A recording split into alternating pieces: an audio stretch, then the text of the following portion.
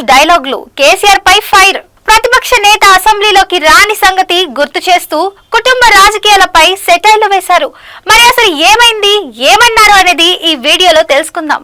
కొడంగల్ నియోజకవర్గంలోని కోస్గి మండలం చంద్రవంచ గ్రామంలో జరిగిన రైతు భరోసా, ఇందిరమ్మ భరోసా రేషన్ కార్డుల పంపిణీ కార్యక్రమంలో సీఎం రేవంత్ రెడ్డి పాల్గొన్నారు. ఈ సందర్భంగా ఆయన ప్రజలను ఉద్దేశించి మాట్లాడారు. తెలంగాణ రైతాంగానికి కాంగ్రెస్ ఎల్లప్పుడూ అండగా ఉంటుందని రేవంత్ రెడ్డి ప్రకటించారు. రైతు భరోసా, ఇందిరమ్మ ఇల్లు, కొత్త రేషన్ కార్డుల ద్వారా ప్రజలకు మేలు చేస్తామన్నారు. కొడంగల్ ప్రజలకు నా సోదరుడు తిరుపతి రెడ్డి ఎప్పుడూ అందుబాటులో ఉంటారు అని రేవంత్ చెప్పారు. తన కుటుంబానికి పదవులు అవసరం లేదని, తాను కేసీఆర్ లా కుటుంబానికి పాలిటిక్స్ లోకి లాగలేదని సెటైర్లు వేశారు. ప్రతిపక్ష నేతగా ఉన్న కేసీఆర్ అసెంబ్లీకి ఎందుకు రారు?